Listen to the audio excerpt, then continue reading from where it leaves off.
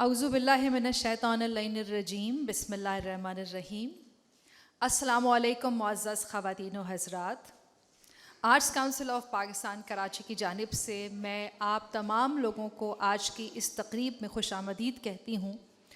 और ये तकरीब है तकरीब रूनमाई, एक ऐसी किताब के बारे में, एक ऐसी ज़माने के हवाले से कि जो पाकिस्तान की एक अज़ीमुश्शान शख्सियत के बारे में है, जनाब कमाल अहमद रिज़वी के जो इसमें बामुसम्मा थे, शख्सियत भी कमाल और नाम भी कमाल।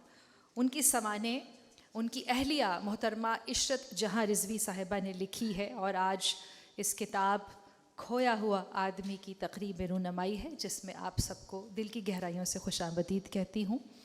और अपने मुअज़्ज़ज़ मेहमानों को सबसे पहले मैं यहाँ स्टेज पे आने की दावत दूँगी। तो सबसे पहले तो किताब की मुसन्निफ़ा मोहतरमा इशरत जहाँ रिज़वी साहिबा तशरीफ़ लाएँ। जनाब बख्तियार अहमद साहब से गुजारिश करूँगी कि यहाँ तशरीफ़ लाएँ। डॉक्टर रज़ा काज़मी, जनाब SM शाहिद साहब, मोहतरमा समीना अहमद साहिबा, डॉक्टर आलिया इमाम साहिबा तशरीफ़ लाइए। कमाल अहमद रिज़वी साहब के फ़न के बारे में, उनकी शख्सियत के बारे में, उनकी अदाकारी के बारे में, उनकी तहरीर के बारे में, उनके ज़ोर क़लम के बारे में, उनके फ़न हिदायतकारी के बारे में कुछ कहना सूरज को चिराग दिखलाने के मुतरादिफ़ है। वो अल्फाज ही नहीं कि उनकी तारीफ़ व तौसीफ़ की जाए कि ऐसी शख्सियत सदियों में एक ही पैदा होती है। और हम तो खुशनसीब हैं कि हमें कमाल अहमद रिज़वी साहब जैसी शख्सियत के साथ ड्रामों में काम करने का मौका मिला।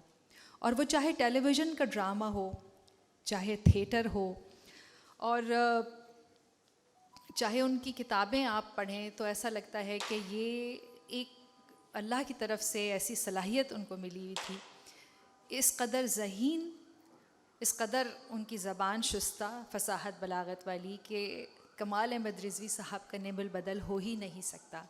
हम सब कोशिश करते हैं कि जो कुछ हमने उनके साथ काम करके उनसे जो रहनुमाई हासिल की है, जो फैज़ उठाया उनकी सोहबत का, उससे कुछ हम सीख सकें, अपनी अदाकारी में निखार पैदा कर सकें, अपने मुकालमात की अदायगी को बेहतर कर सकें।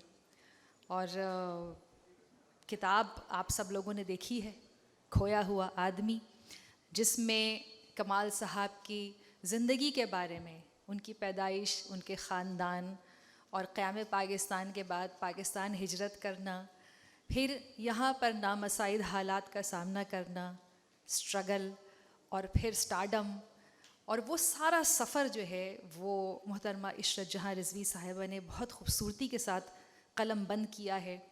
बहुत सारे उनके साथियों के नाम हैं और कुछ नाम तो ऐसे हैं जो अब इस दुनिया में नहीं हैं, लेकिन उनका किताब में हमें तज़किरा मिलता है।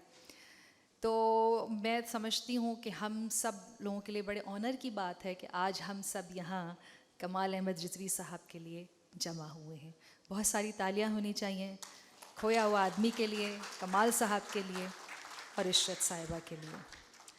मैं इजहार ख़याल के लिए सबसे पहले गुजारिश करूँगी एक ऐसी शख्सियत को कि जिनकी बहुत सारी किताबें हैं, और मैं आर्ट्स काउंसिल के सदर मोहम्मद अहमद शाह को खुशामदीद कहती हूँ। उनसे गुजारिश करती हूँ कि यहाँ तशरीफ़ ले आएँ स्टेज पे।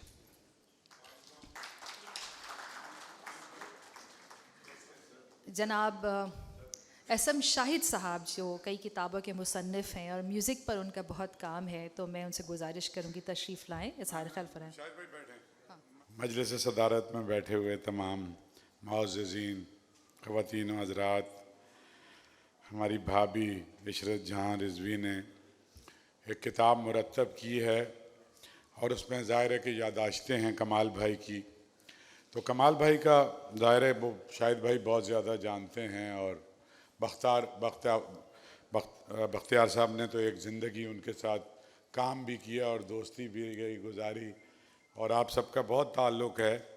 लेकिन मेरी खुशकिस्मती है कि वो कई बरस मेरी गवर्निंग बॉडी के मेंबर रहे, थिएटर कमेटी के चेयरमैन रहे, और उनके जितने करीबी साथी हैं, जितनी गालियाँ उन्होंने उनसे सुनी हैं, कमो बेश मैंने भी उतनी ही सुनी होंगी। तो बहुत ही बहुत ही एक ताल्लुक़ उनके साथ रहा, जैसे अपने माशरे के किसी बड़े आदमी के साथ आपका ताल्लुक़ होता है।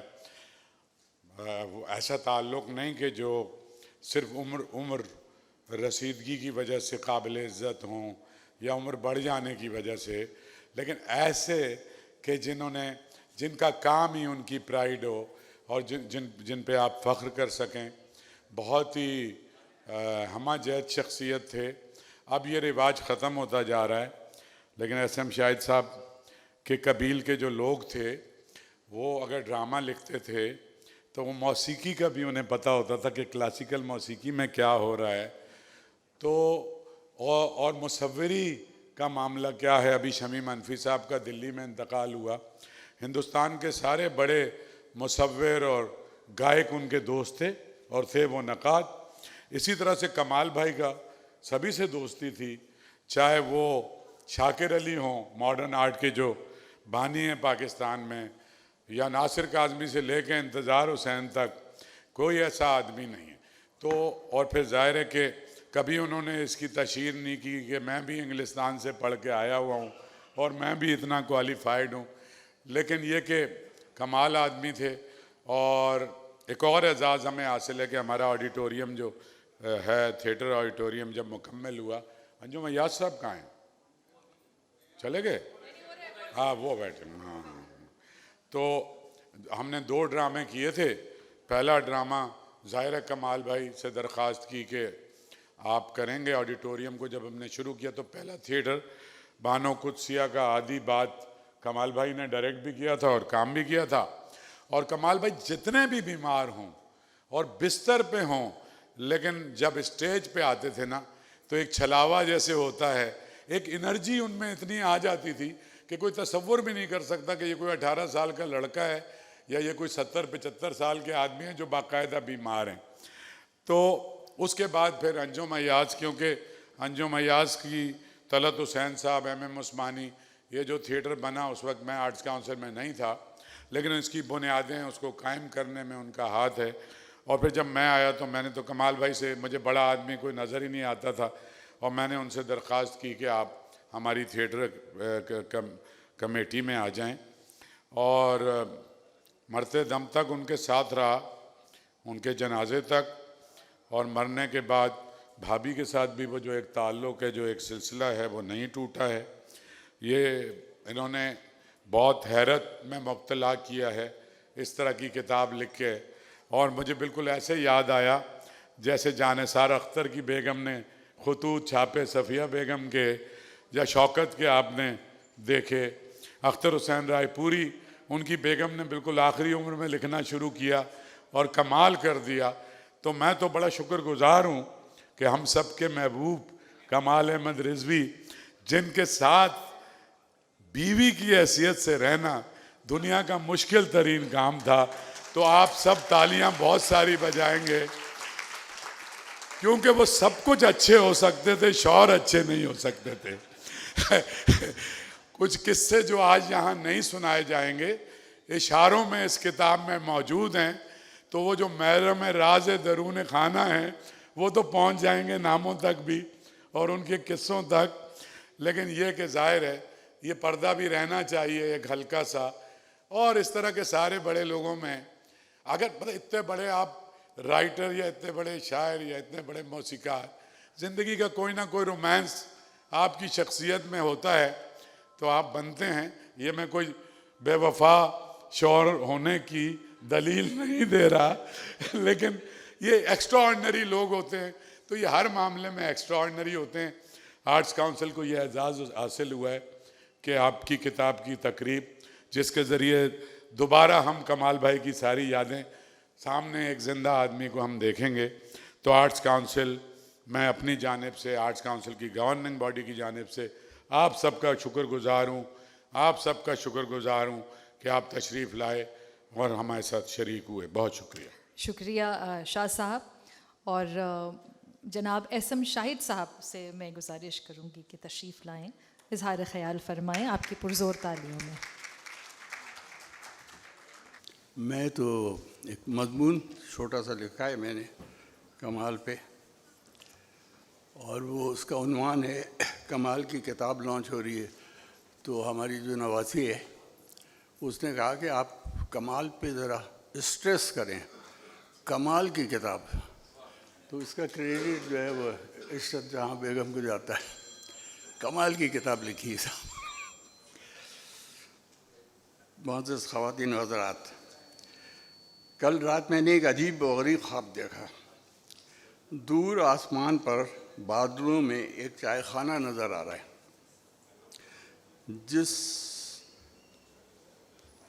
है,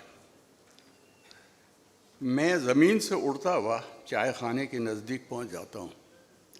क्या देखता हूं कि वो चाय खाना नहीं बल्कि शराब खाना है।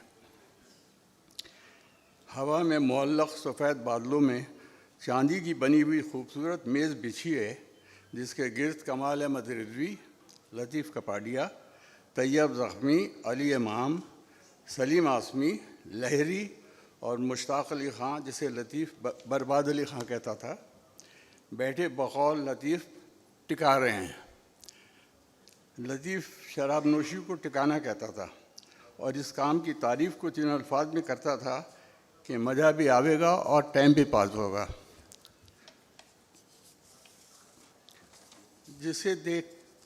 मुझे देखकर सब खुशी का इजहार करते हैं और कहते हैं कि यार तुम अभी तक वही टिके हुए हो, ऐसी भी क्या मोहब्बत दुनिया से, जीने के लिए मरे जा रहे हो, हम तुम्हारा यहाँ इंतज़ार कर रहे हैं।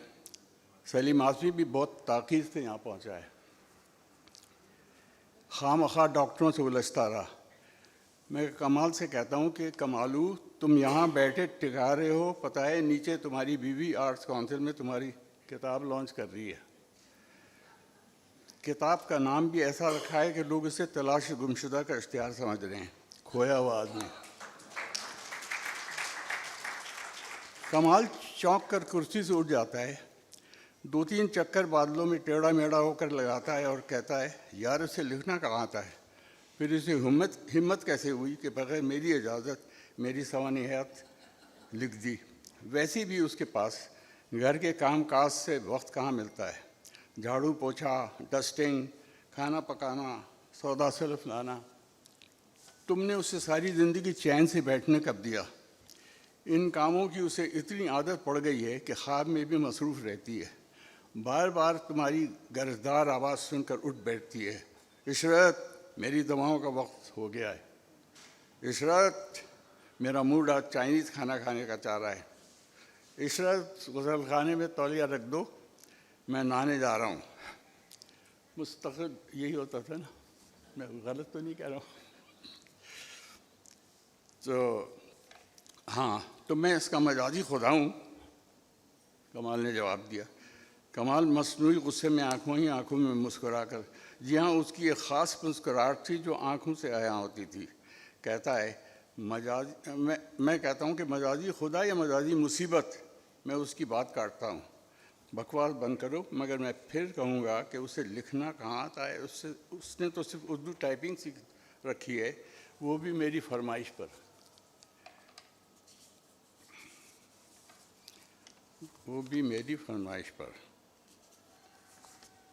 मियाँ ये बड़ा मुश्किल काम है, तुम्हारी ऊट पटांग तहरीरों को किस नफासत से टाइप करके पढ़ने के लायक बना देती थी। अब जब से तुम यहाँ शिफ्ट हुए हो, इसे वक्त मिला है, तुम्हारी गैर मौजूदगी का फ़ायदा उठाकर उसने तुम्हारी नहायत खूबसूरत सवानी हयात लिख दी है। सिर्फ किताब के नाम पर मुझे एतराज़ है, खोया हुआ आदमी। उसका नाम होना चाहिए था कमाल का कच्चा चिट्ठा।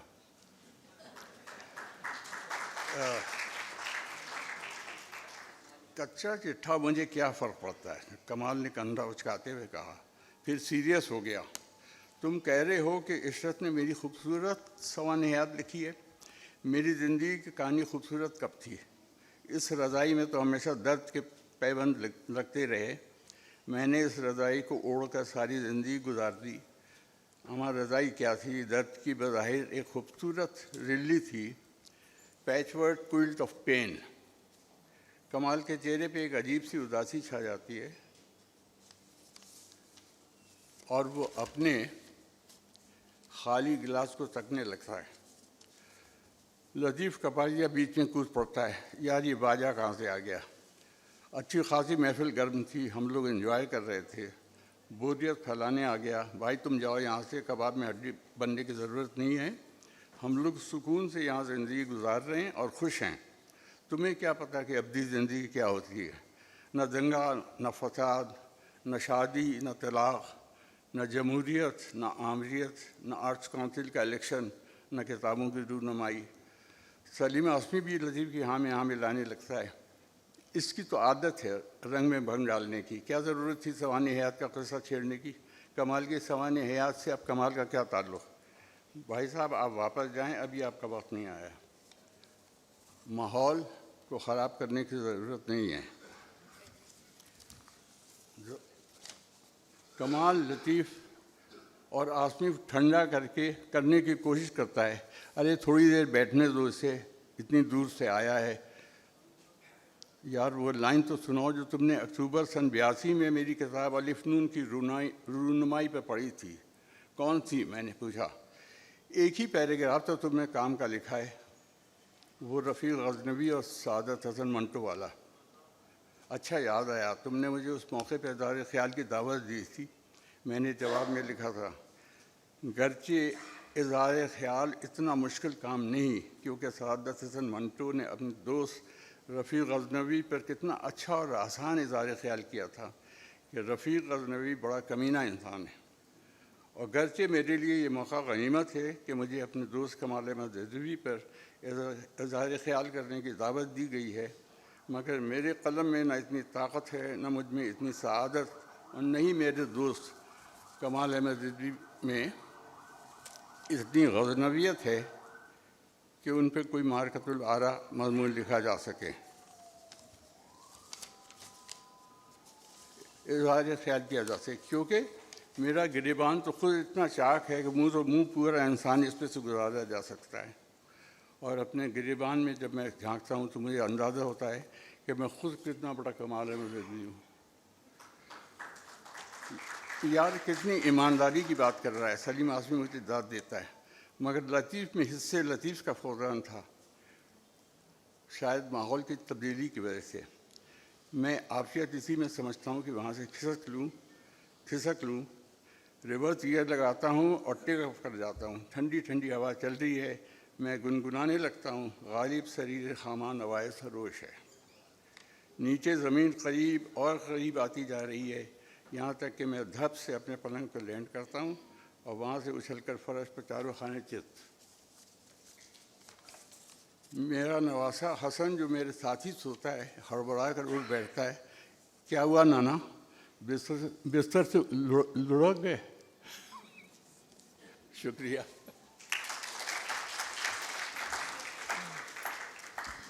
कमाल साहब के बड़े देरीना साथी कैफ़ी साहब, वो इस वक्त इस्लामाबाद में है, लेकिन उन्होंने अपना एक पैगाम भेजा है, तो मैं फ़रहान साहब से कहूँगी कि वो आएँ और उनका मैसेज पढ़ दें प्लीज़। कमाल अहमद रिज़वी, मेरे दोस्त कमाल अहमद रिज़वी की सवाने हयात को उनकी बेगम और मेरी छोटी बहन इशरत रिज़वी ने जिस खूबसूरती से तहरीर किया है, इसका अंदाज़ा वही शख्स लगा सकता है जिसने कमाल अहमद रिज़वी के साथ ज़िंदगी का एक बड़ा हिस्सा गुजारा हो। अगर मैं ये कहूँ तो गलत नहीं होगा कि इस सवाने हयात में कमाल भाई की सवाने कम और हयात ज़्यादा है, जिसका अंदाज़ा मुझे उनकी ज़िंदगी में कभी नहीं हो सका। लेकिन इस किताब ने खोए हुए आदमी यानी कमाल अहमद रिज़वी की ज़िंदगी के वो पहलू मुझ पर अयां कर दिए हैं जो ना सिर्फ मुझसे नेहा थे, बल्कि दोस्ती का दावा करने वाले मुझ जैसे बेशुमार अहबाब पर भी शायद ही आश्कारा हुए हों। इस हवाले से इशरत जहां रिज़वी और उनके हम कलम साथियों को मुबारकबाद देना उनका हक़ समझता हूं। ये हमारी छोटी बहन इशरत का बड़ापन है कि उन्होंने कमाल भाई की सवाने हयात की एक कॉपी मुझ नाचीज़ के लिए इस्लामाबाद भिजवाई। इनके बेहतरीन दोस्तों और अहबाब का जिक्र इस किताब में जा बजा मिलता है, जिनमें आगा नासिर, ज़िया मुहियुद्दीन, फैज़ अहमद फैज़, SM शाहिद, बुरहानुद्दीन हसन, अतहर अली, मुनीर नियाज़ी, तारिक यूनस, आफ्ताब जैदी, ज़का दुर्रानी, इंतज़ार हुसैन, अनवर सज्जाद, ज़िया जालंधरी, अली इमाम, कंवर आफ्ताब अहमद, बख्तियार अहमद और इल्म व फ़न से वाबस्ता बेशुमार ऐसी शख्सियात हैं जिन तक मेरे जहन की रसाई भी शायद नामुमकिन है। कमाल अहमद रिजवी ने अपनी तहरीरों से मज़ाह को बामज़ा और तंज़ को मुतनाज़ बनाकर सरकारी और गैर सरकारी इदारों को इनके अयूब से ऐसा रूशनास कराया कि इदारे और अफराद अलिफ नून देख कर बिलबिला उठे। लेकिन टेलीविज़न के खेल से हटकर भी लाहौर में स्टेज ड्रामों को दवाम मिला। इसकी कामयाबी भी कमाल अहमद रिजवी के ज़िंदा जावेद दस्तावेज़ात हैं। मैं कमाल अहमद रिजवी को मरहूम नहीं लिखता, बल्कि यह कहने में हक़ बजानिब समझता हूँ कि वो मेरी नज़र में भी खोया हुआ आदमी है जिसका मिलना इस दौर में नामुमकिन दिखाई देता है। कमाल अहमद रिजवी से मेरी मुलाकात 1976 में कराची के एक रेस्टोरेंट एमपीज़ में मशहूर अदाकार और सदाकार तलत हुसैन के ज़रिए हुई, जो मरते दम तक कायम रही, जिसका ज़िक्र इशरत जहाँ रिजवी की इस किताब में भी मिलता है। इनके ड्रामों, इनकी शादियों और इनके बेशुमार तहरीरों का ज़िक्र इसलिए मुनासिब नहीं समझता कि ये सब कुछ किताब में तफसील और तरतीब से मौजूद है। कमाल अहमद रिजवी के साथ गुजारी हुई खुशगवार शामों और उनकी क़ुर्बत में गुजारे हुए वक्त ने मुझे इस खुश फहमी में मुब्तला कर दिया था कि मुझसे ज़्यादा कमाल अहमद रिजवी को कोई नहीं जानता। लेकिन इशरत जहाँ रिजवी की लिखी हुई इनकी सवाने हयात पढ़ने के बाद अपनी सोच पर शर्मिंदगी होने लगी कि मैं तो इनके अदबी और इल्मी और समाजी ख़जानों के करीब से भी नहीं गुज़र सका। मिजाज शरीफाना, तबीयत ज़रीफ़ाना, तहरीर कातिलाना, गुफ्तगू मोद्दिबाना, बयानिया आक़िलाना, चाल चलन फ़ातिहाना कमाल अहमद रिजवी की शख्सियत का हिस्सा रहा। लेकिन किताब के सर वर्क पर उनकी तस्वीर एक खोए हुए आदमी की अक्कास है। आखिर में इनके करीबी दोस्तों और मद्दाहों और आज की महफ़िल के शुरका से गुजारिश करना चाहूँगा कि जिनको यकीन है वो भी और जो नावाकिफ़ कमाल हैं वो भी कमाल अहमद रिजवी की शख्सियत, उनकी अदबी खिदमात और इनकी ज़ात के पोशीदा पहलुओं को तफसील से जानना चाहें तो इशरत जहाँ रिजवी की इस बेशबहा किताब को पढ़ें, जिसका कमाल ये है कि कमाल अहमद रिजवी आपको लम्हा ब लम्हा आपके साथ सफ़र करते दिखाई देंगे। बहुत बहुत शुक्रिया। नवाब कैफ़ी, 15 मार्च 2022, इस्लामाबाद। कमाल साहब ने बहुत सारे ड्रामे किए, लाहौर में भी और कराची में। थिएटर से उन्हें बहुत मोहब्बत थी। टेलीविज़न के लिए भी उन्होंने लिखा, टेलीविज़न के ड्रामों में काम भी उन्होंने किया और अलिफ नून उनका ऐसा शाहकार था कि मेरा ख़्याल है कि पाकिस्तान टेलीविज़न की तारीख़ में ऐसा मज़ाहिया ड्रामा ना पहले कभी पेश हुआ और ना मौजूदा दौर में उसकी हमें मिसाल मिलती है। कमाल साहब से मोहब्बत करने वाले, अक़ीदत रखने वाले यहाँ साहिबान मौजूद हैं। हमारे मुल्क के एक बहुत बड़े मुजस्समा साज हैं, आर्टिस्ट हैं, थिएटर से आपका ताल्लुक़ है, अंजुम अयाज साहब। मैं उनसे गुजारिश करूँगी यहाँ आएँ, इजहार ख़याल फरमाएँ। अंजुम अयाज साहब। कमाल साहब के लिए कुछ कहना इतना अहम था कि मैं अक्सर जगहों पे जाता नहीं हूँ, लेकिन मैं आ गया हूँ क्योंकि कमाल साहब से मेरी बड़ी वाबस्तगी रही है। एक ज़माने में लाहौर में जब छोटा लमरा होता था, एक छोटा सा एक इमारत होती थी, तो मैं उस ज़माने में माल रोड पर रहता था। 9वीं जमात में पढ़ता हूँ 10वीं में। तो पैदल चलकर जब आता था माल रोड से तो शिजान पे मुझे नज़र आते थे कमाल साहब, जो चाय पी रहे होते थे, हाथ में बगल में किताबें होती थी और वहाँ से उठकर वो कैरी होम आ जाते थे बीडन रोड पर, जहाँ पर वो खाना खाते थे। तो हम उन्हें देखकर ही समझते थे कि कमाल हो गया, ये इतने बड़े आदमी ये पैदल यहाँ चल रहे हैं। लेकिन जब मैंने अलहमरा में दाखिल हुआ और मैंने वहाँ देखा कि उनके साथ कौन कौन लोग थे, तो मैं हैरान रह गया हूँ। और आज मुझे जब याद आता है, बख्तियार साहब बैठे हुए यहाँ पर, कि शाकर अली साहब तो बहुत बड़े वो थे और मतलब नईम ताहिर साहब बाहर बैठे रहते थे और डॉक्टर अनवर सज्जाद सामने बैठे रहते थे। कवि साहब नए नए आए थे, मसूद अख्तर का भी इंतकाल हुआ है, अल्लाह ताला उनको जन्नत फिरदौस में जगह दे। बहुत ही खूबसूरत आदमी था, जवान आदमी था। और उसके साथ 3-4 और ऐसे नामवर लोग होते थे कि मैं हैरान होता था कि मैं उनके साथ कदमों में बैठा हुआ हूँ और उनको देख रहा हूँ। इंतज़ार हुसैन का खेल किया, ख्वाबों के मुसाफिर, क्या खूबसूरत खेल था, क्या खूबसूरत खेल था। उसमें खुद भी काम किया उन्होंने, मियाँ साहब का, कवि साहब भी थे उसमें, और नहीं थे जब लाहौर में किया था। और उसके साथ मोहसिन रिजवी भी थे, मोहसिन रिजवी साहब थे। तो ऐसे ऐसे लोग जिनके नाम लेते हुए लगता है कि वो कमालात करते थे। और उस ज़माने में सिर्फ रेडियो होता था और थिएटर होता था। मंटो का खेल कर दिया, बादशाहत का खात्मा, यानी कमाल का काम कमाल अहमद रिजवी ने किया। हर आदमी उसको खेल को देखने के लिए तरसता था जो लाहौर में रहता था। जिन्हें आर्ट से शगफ था, जिन्हें मौसीकी से, मुसव्विरी से शगफ था, वो माल रोड पे आके अलहमरा के सामने बैठ जाते थे और इन लोगों को देखते थे। और हमने भी जब भी देखा। फिर जब मैं कराची आ गया तो वो भी कराची आते थे और अपना खेल करते थे, लेकिन वो इतना मोटा एक ब्रोशर छाप लेते थे, क्योंकि वो जहाँ भी जाते थे और बैठ जाते थे और कहते थे कि मुझे 10,000 रुपये, उस ज़माने में 10,000 रुपये बहुत बड़ी रकम होती थी, मुझे 10,000 का इश्तहार चाहिए। किसी भी बैंक में, किसी भी जगह, बड़ी जगह चले जाते थे और फिर सिर्फ उसी से उनका गुजारा होता था। ये मुझे याद है। ईश्वर साहबा ने तो किताब लिखी है, माशाल्लाह, मैं उनका बहुत शुक्रगुजार हूँ कि कम से कम उनकी बातें तो दोहरा दी गई हैं और आ भी गई हैं।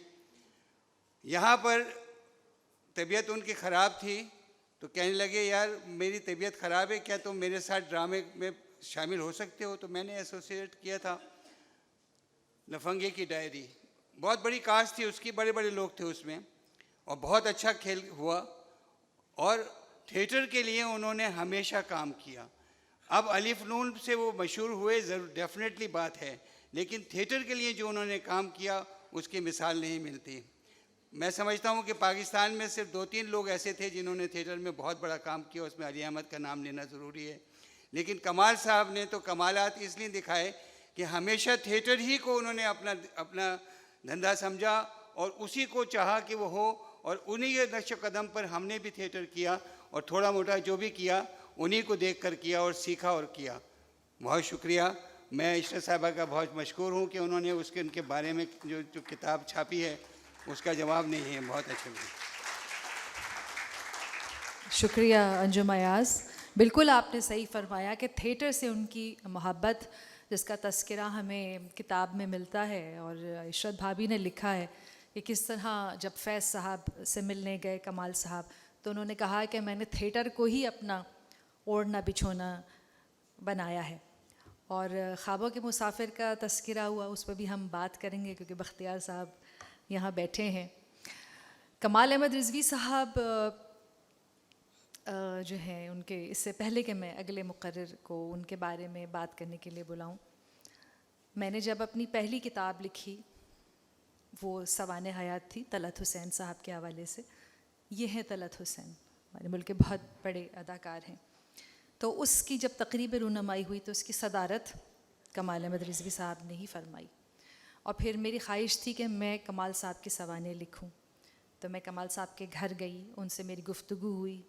भाभी ने हमारी बड़ी तवाज़ो की, इनके चाइनीज़ खाने उनके हाथ के बने हुए, जिनका जायका अभी तक ज़बान पर है। मगर कुछ हालात ऐसे हुए कि वो उसका तसलसल जो है वो बरकरार नहीं रह सका, और फिर मेरी दूसरी किताब अफसानों की शाया हुई कुछ और उसके लिए भी मैंने कमाल अहमद रिजवी साहब को ज़हमत दी कि वो सदारत करें। और अब मेरी तीसरी किताब है जो अभी ज़ेर तबात है, उसमें कमाल साहब अब इस दुनिया में नहीं है, लेकिन मैंने मेरी खुशनसीबी है कि मैंने कमाल साहब से एक इस्तदा की थी कि कमाल साहब आप इस किताब के लिए अपने तासुरात मुझे लिख दीजिए। तो मेरी किताब का फ्लैप कमाल अहमद रिजवी साहब ने लिखा है, एक अनवर मकसूद ने लिखा है और एक कमाल अहमद रिजवी साहब ने। तो वो ना होते हुए भी हमारे साथ इस किताब में होंगे, तो ये तो हमारी उनसे अक़ीदत का इज़हार है। और अब मैं इज़हार ख़याल के लिए गुजारिश करूँगी, एक बहुत बड़ी इल्मी अदबी शख्सियत हैं डॉक्टर रज़ा काज़मी साहब, मैं उनसे मुल्तमिस हूँ तशरीफ़ लाएँ।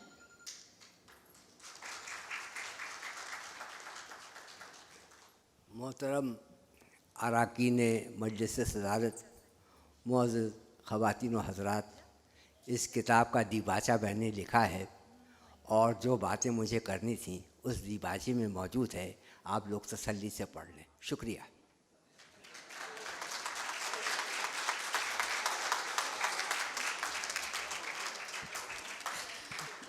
मैं फ़ोन पे साजिद हसन साहब से बात कर रही थी और अभी भी साजिद में सर लाइन पे पूछ रहे हैं कि मैं ट्रैफिक में फंस गया हूँ, मैं आ जाऊँ। मैंने कहा जी आप ज़रूर तशरीफ़ ले आइए, तो मैं आपकी बात सुन ही नहीं सकी कि आप फ़ौरन आए और चले गए। तो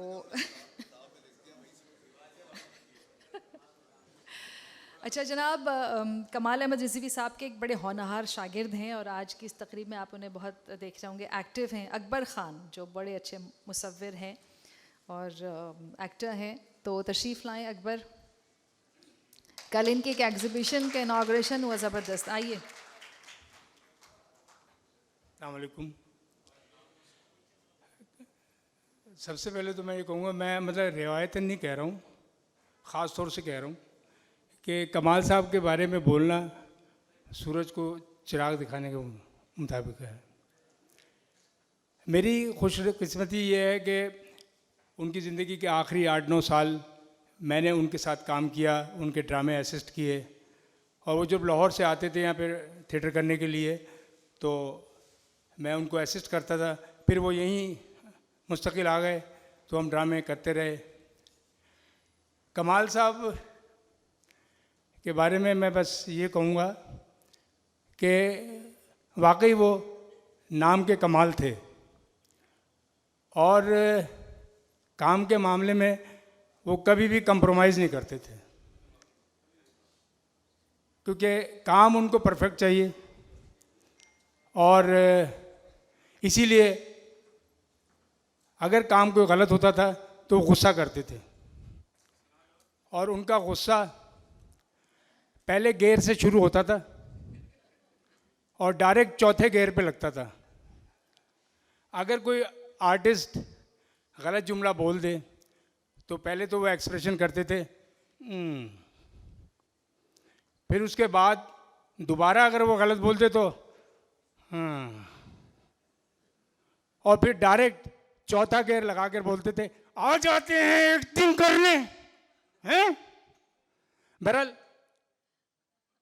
उनके बारे में मतलब बड़ी डांटें खाई हैं उनसे और आर्टिस्टों के बदले असिस्टेंट को डांट पड़ती थी, क्योंकि वो हमें सुनाते थे ताकि आर्टिस्ट जो है वो ज़रा पक्के हो जाएं।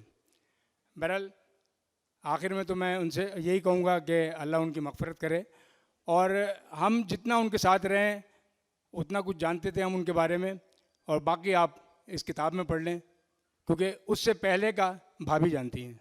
बहुत शुक्रिया। अस्सलाम वालेकुम।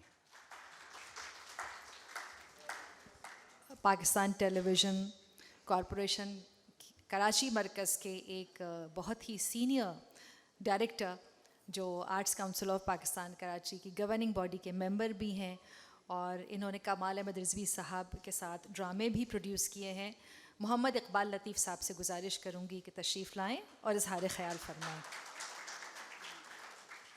शुक्रिया हमा। मैंने तो उनकी किताब का दीबाचा भी लिखा कि जल्दी से जान छूट जाती।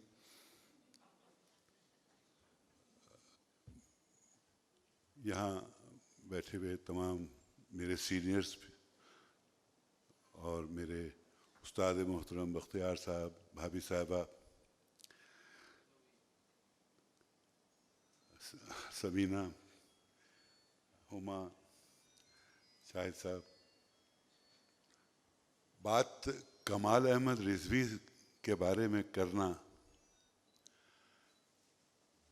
बड़ा मुश्किल काम है। मेरे लिए खुशकिस्मती यह है कि लाहौर और फिर कराची में क़ुर्बतें रहीं, स्टेज पर भी और टेलीविज़न में भी। मैंने 35 साल की ज़िंदगी में टेलीविज़न में जो गुजारी, उसमें बहुत ही सीनियर तरीन जो राइटर्स हुआ करते थे उनके साथ काम करने का मुझे एजाज़ हासिल हुआ।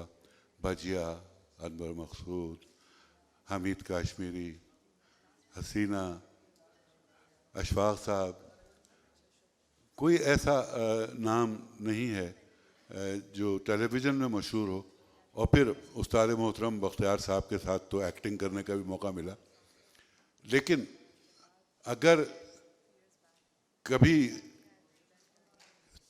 ज़िंदगी में स्टूडियो में जाते वक्त थोड़ी सी कपकपी होती थी तो उस वक्त होती थी जब मैं कमाल अहमद रिजवी साहब का ड्रामा प्रोड्यूस करने स्टूडियो में जाता था। मेरा उनका इख्तिलाफ एक ही बात पे होता था, जिसकी मुझे मेरे उस्तादों ने, बुज़ुर्गों ने शह दी थी, और उस शह की वजह से हमारे बहुत झगड़े भी होते थे। कि मैं जब कोई सीन रिकॉर्ड करने के लिए रिहर्सल करने लगता था या कैमरा रिहर्सल करने लगता था, तो कमाल साहब को जो चीज़ नागवार गुजरती थी वो फ़ौरन सेट पे आ जाते थे। और मेरा उनसे इख्तिलाफ सिर्फ एक ही सवाल होता था, कमाल भाई ये ड्रामा डायरेक्ट और प्रोड्यूस कौन कर रहा है? तुम कर रहे हो? तो फिर आप बैठे तशरीफ रखें। और ये हमारी बुनियादी इख्तिलाफ था और रहा। लेकिन उनकी मोहब्बतें, उनका सलूक एक निस्बतन जूनियर प्रोड्यूसर के लिए जो था, मैं और मेरे साथ एक मेरा और साथी, हमको बहुत ज़्यादा उनके साथ काम करने का एज़ा हासिल है। वो इस दुनिया फ़ानी में शायद नहीं हैं, अली रिजवी साहब, और वहाँ शायद डिस्कस कर रहे होंगे वहाँ कमाल भाई और अली रिजवी, क्योंकि उनका मिजाज बहुत अलग अलग होने के बावजूद उनसे उनकी अंडरस्टैंडिंग बहुत थी। मुझे उनका एक सीरियल जो ज़ाहिर है कि टेलीविज़न की ज़रूरियात के मुताबिक करने को मिला, नया सबक, उसमें बहुत सारी ऐसी बातें होती थी जो ऑन एयर नहीं दी जा सकती थी, क्योंकि कमाल साहब के जो अंदाज़े तहरीर था उसमें वो बेबाकी और सच्चाई थी। हालात ज़ियाउल हक साहब के ज़माने का किस्सा, किरदार उसके अंदर वो आसिफ जरदारी का पेश कराएं, किरदार वो भाई साहब का भी पेश कराने की कोशिश करते थे। उनको किस तरह से हज़फ करना है या किस तरह से एडिट करना है, ये बख्तियार साहब से, अमीर इमाम साहब से, यावर हयात साहब से मैंने सीख लिया था। तो वो उनकी तमाम तरकीबों के एतबार से हम बड़ी चाबुक दस्ती से ये काम कर दिया करते थे। किताब खोया हुआ आदमी, सवाने हयात और फिर शरीक हयात ने लिखी है। तो सवाने हयात लिखने का हक मैं तो कम से कम अपनी शरीक हयात को बिल्कुल नहीं दूंगा।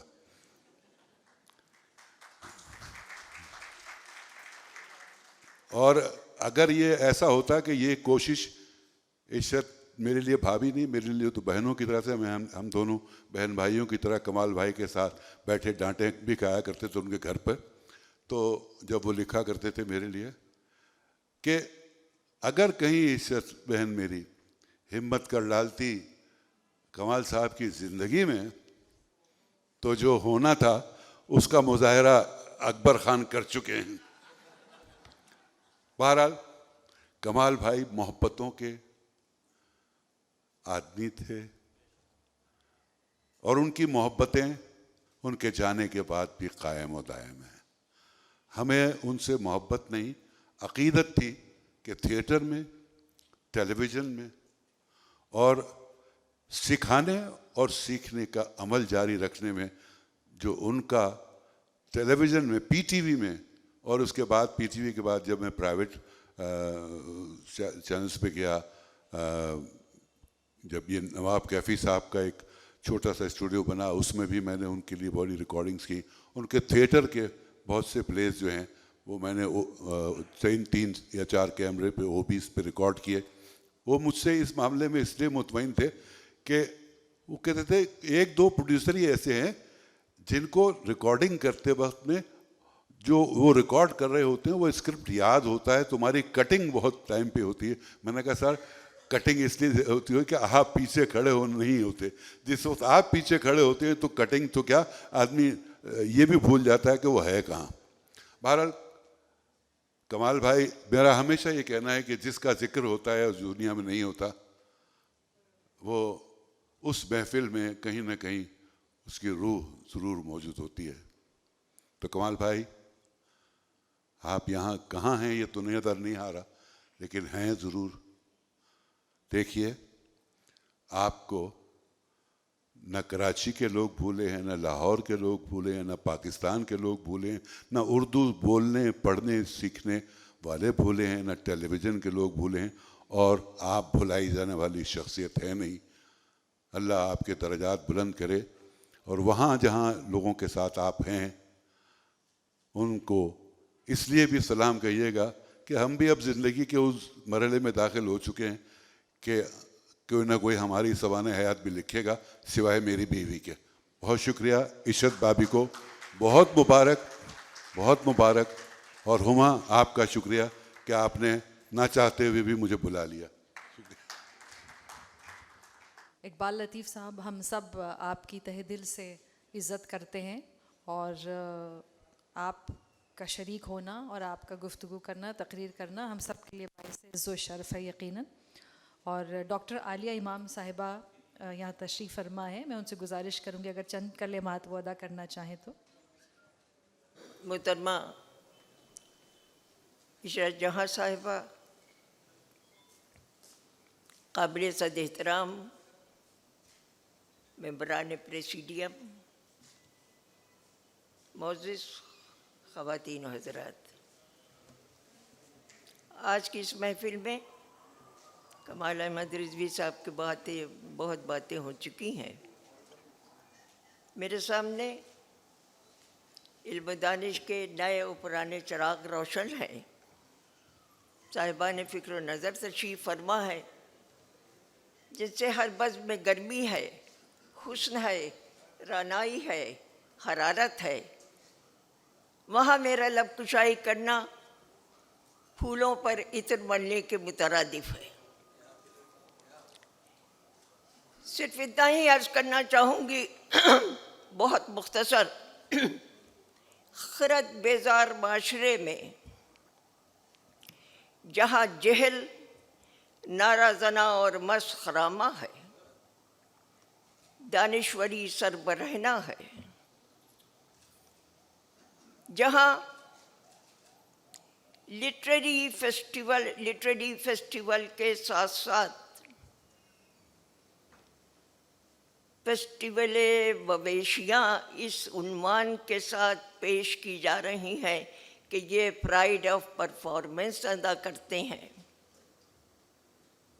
ऐसे माशरे में अदब के नाम पर, कमाल अहमद रिज़वी के नाम पर, इशरत जहाँ की किताब के नाम पर किसी भी महफिल का इनेकाद करना जहल के रेगज़ार में इल्म की जोत जगाना है।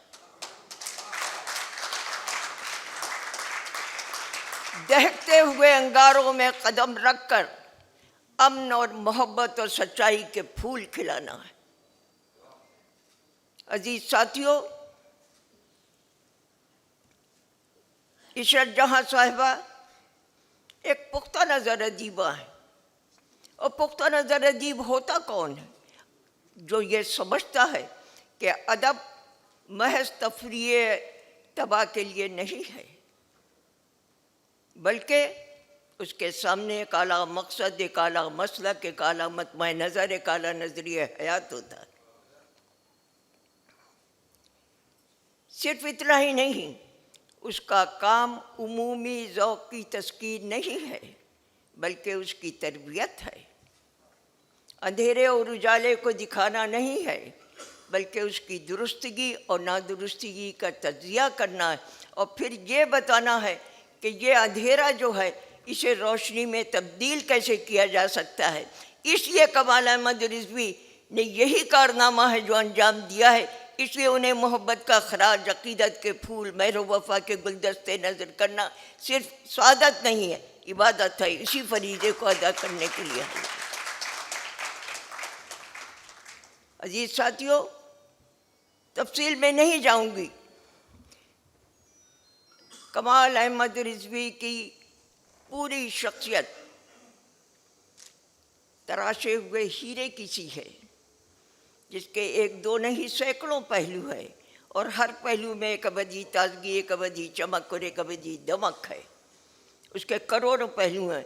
वो उनकी ज़ात तिलिस्म कदाए इरफान है, और जिस वक्त तक मोहब्बत बग़ैर इरफान के बुत परस्ती है, मोहब्बत बग़ैर इरफान के बुत परस्ती है।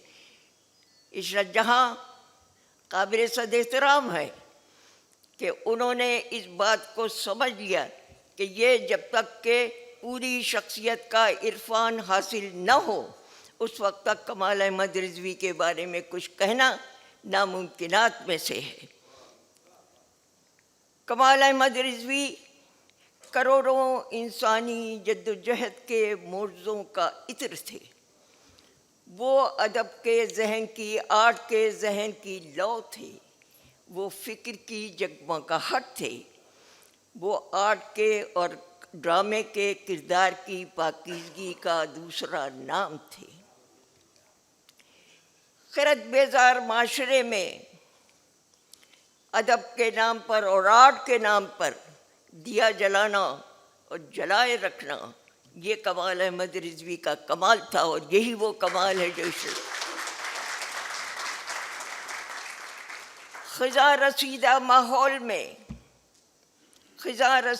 माहौल में गुलाब लहजा इख्तियार करना और बनाए रखना कमाल अहमद रिजवी का कमाल था, और यही है वो कमाल जो इशरत जहाँ ने पूरी तरह से अदा किया है। मैं आखिर में इशरत जहाँ को उनकी इस काविश पर मोहब्बत का खराज, अक़ीदत के फूल, मेहर वफा के गुलदस्ते नज़र करने का एज़ाज़ हासिल करती हूँ। और जब मैं ये अल्फाज अदा कर रही हूँ तो पूरे यकीन के साथ ये बात कह रही हूँ कि यहाँ जितने ज़ी शऊर, बेदार मग़ज़ और रोशन ज़हन हस्तियाँ तशरीफ़ फरमाए, उनके भी जज्बात और एहसास की मैं मुकम्मल तर्जुमानी कर रही हूँ। इन अल्फाज के साथ मैं एक मरतबा फिर आपको मोहब्बत का खराज पेश करती हूँ। बहुत शुक्रिया।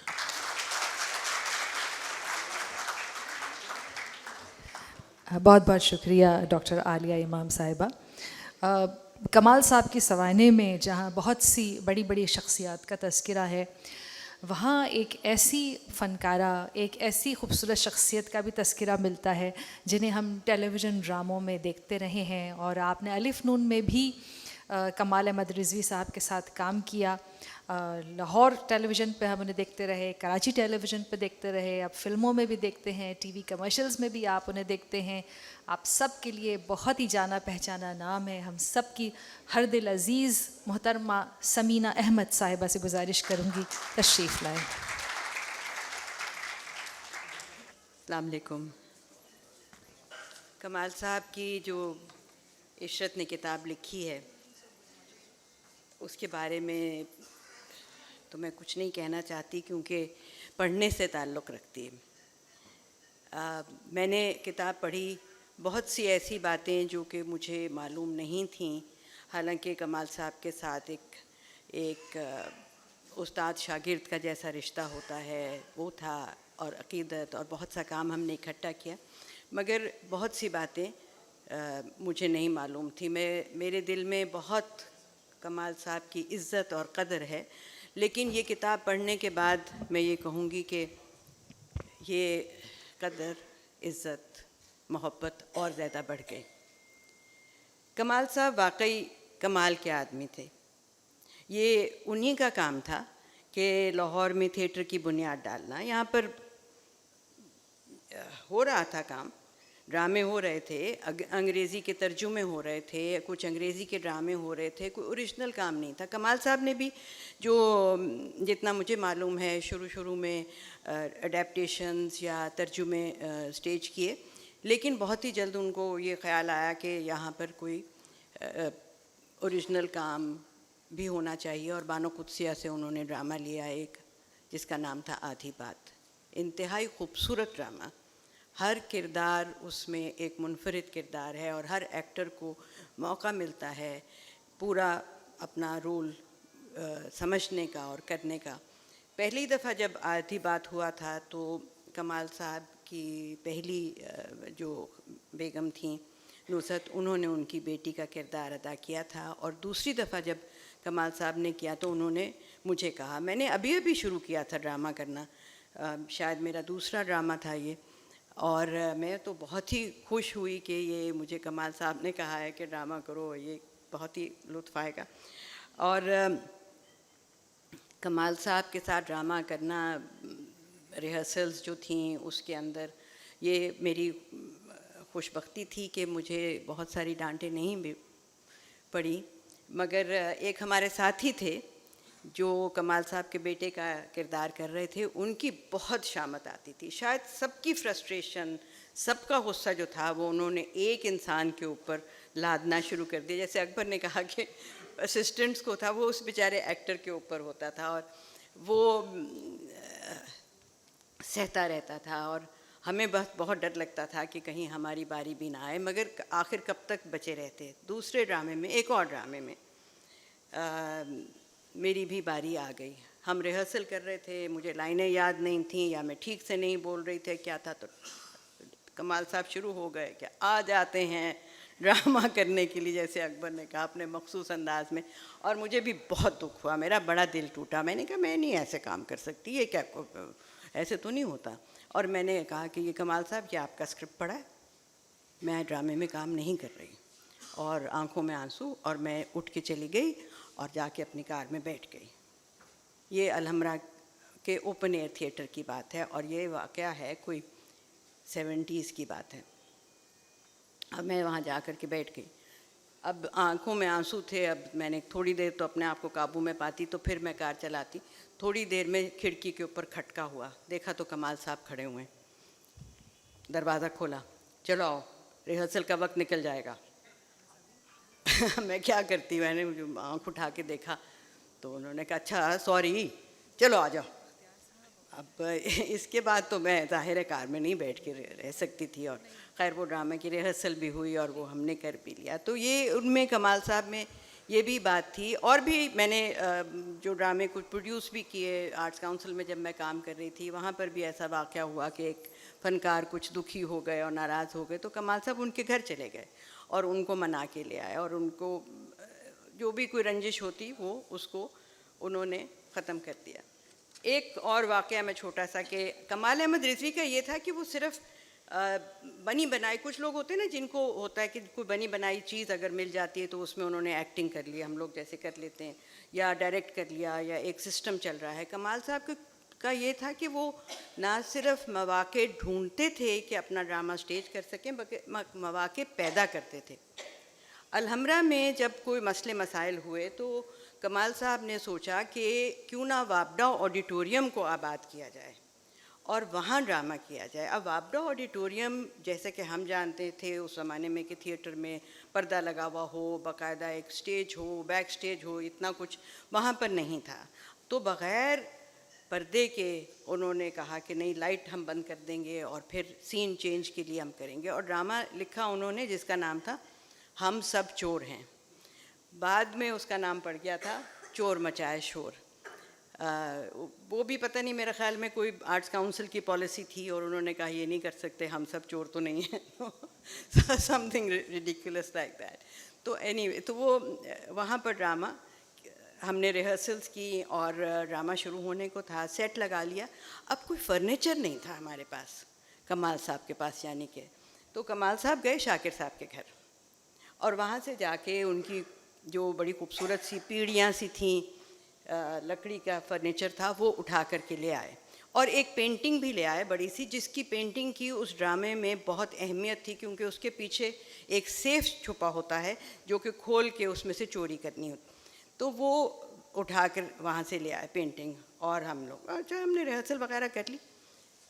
शाम को देखा कि एक बहुत ही गुस्से में शाकिर साहब तशरीफ़ लाए हैं और वो देख रहे हैं यूँ करके सारे सेट को और ख़ास तौर पर अपनी पेंटिंग को कि ये सब कुछ यहाँ कैसे आ गया।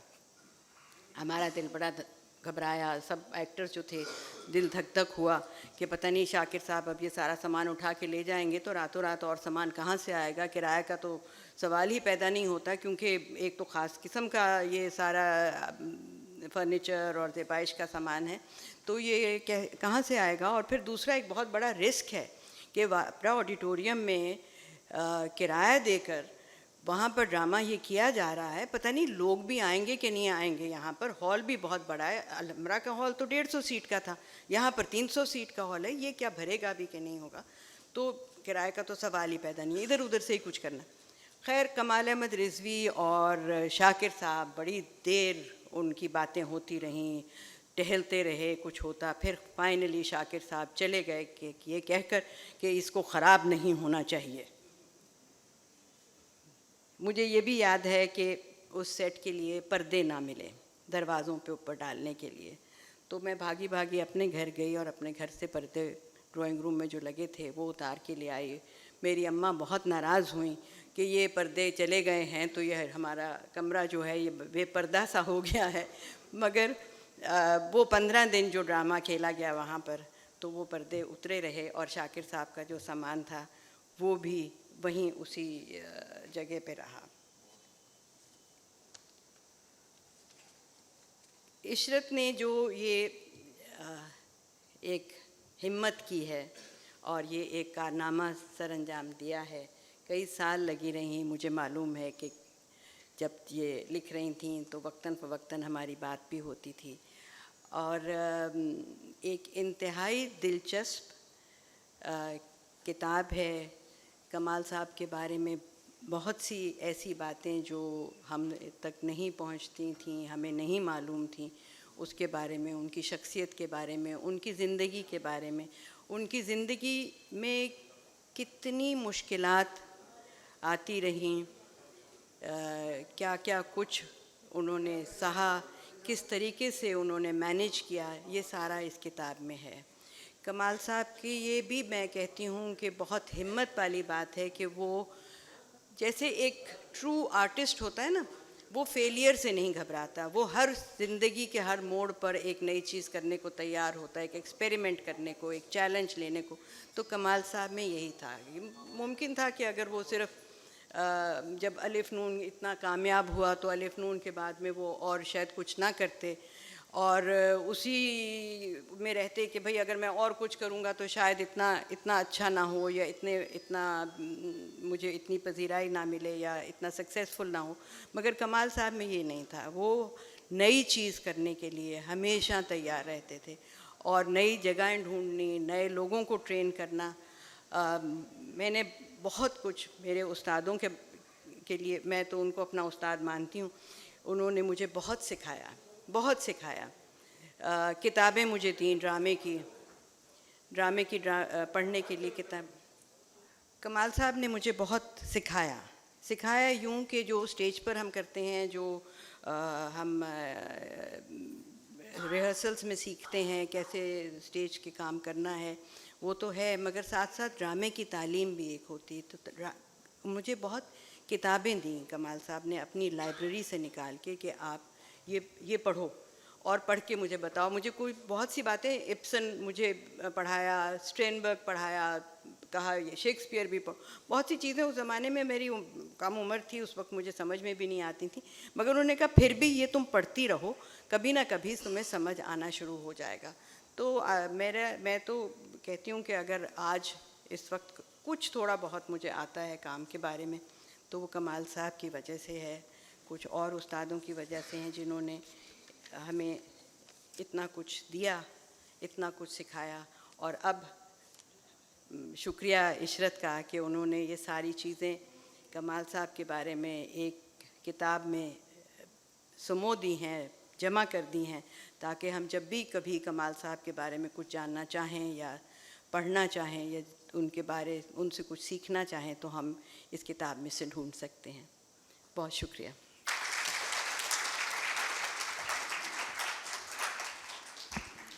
शुक्रिया सबीना अहमद साहिबा। कमाल साहब की किताब में बहुत सारे ड्रामों का जिक्र है।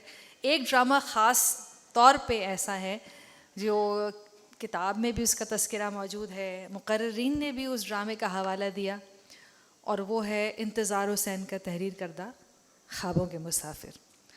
ख्वाबों के मुसाफिर लाहौर में थिएटर पे पेश किया गया और उसके बाद फिर कराची में पाकिस्तान टेलीविज़न के लिए बख्तियार अहमद साहब ने उस खेल को प्रोड्यूस किया।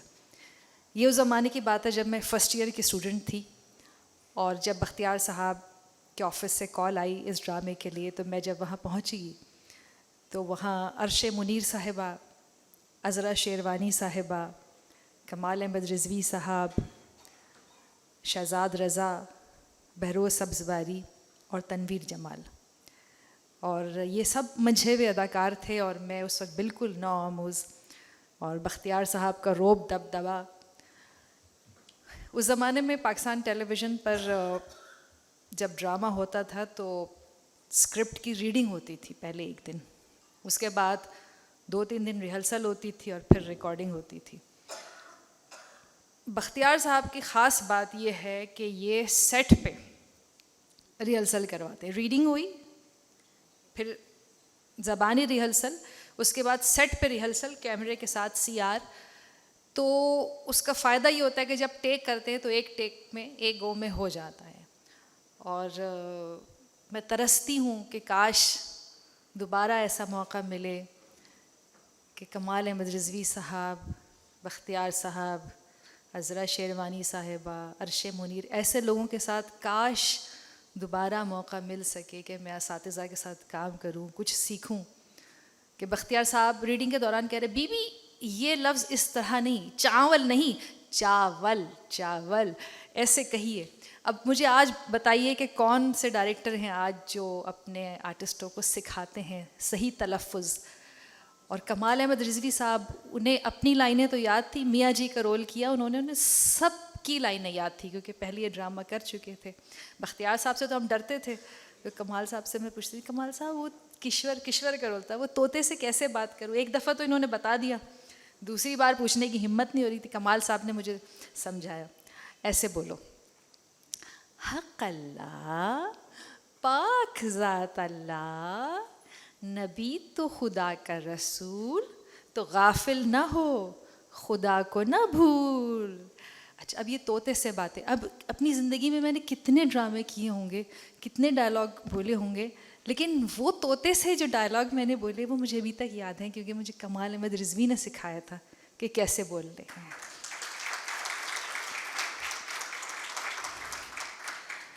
और यहाँ पे बहुत सारे लोग आए, उन्होंने कमाल साहब की जलाली तबीयत के बारे में बात की। मुझे नहीं पता, मैंने कभी कमाल साहब को गुस्से में नहीं देखा, उन्हें हमेशा एक बहुत शफ़ीक़ इंसान पाया, इतनी मेहरबान शख्सियत। और एक मरतबा मैं उनके घर गई तो ये VHS कैसेट होता है, हमारे नौजवान दोस्त शायद उसे नहीं पता, VHS कैसेट पहले चलते थे VCR में। तो कमाल साहब के घर में VCR में वो ख्वाबों के मुसाफिर प्ले किया और ड्रामा ऐसे फ्रीज़ होता है कि किश्वर तोते से बातें करते करते रोती है। मैंने कहा कमाल साहब जो है ना, उनकी आँखों में आंसू, कमाल साहब रो रहे थे और मैं भी इतनी दिल गिरफ्तार हो गई।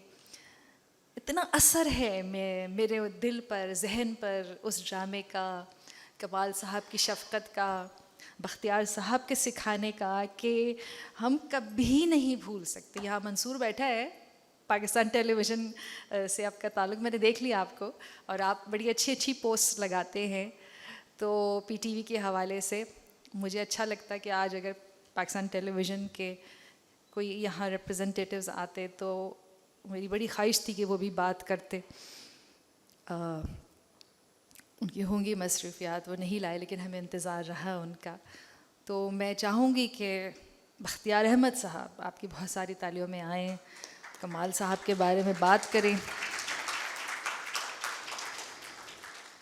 अस्सलामुअलैकुम। बहुत शफीक और बहुत प्यारे नाज़रीन, इशरत जहाँ, डॉक्टर आलिया इमाम, समीना, और आपका नाम मैं Shahzad Roy, most welcome, thank you very much, और अपना एसएम शाहिद। तो ये बहुत स्टार स्टडेड कास्ट है यहाँ पे, और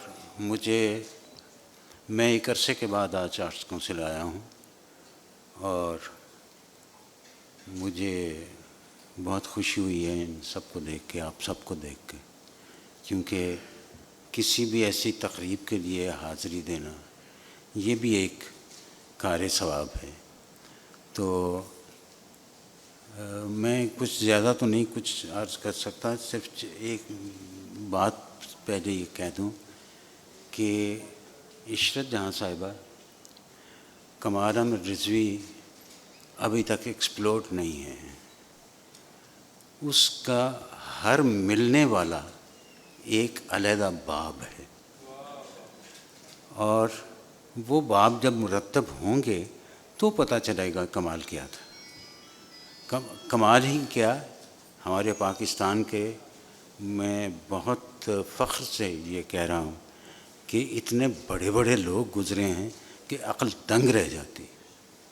कौन कौन से कमालात इस मुल्क ने पैदा नहीं किए, और वो सारे इस लायक हैं कि उनकी ज़िंदगी पर एक मुरतब काम हो, एक ऐसा काम हो कि उनकी ज़िंदगी का हर पहलू आने वाली नस्लों को सामने आए, और वो उनसे, ज़ाहिर है हर आदमी फिर जो पढ़ेगा वो सीखेगा, और जो सुनेगा वो सीखेगा।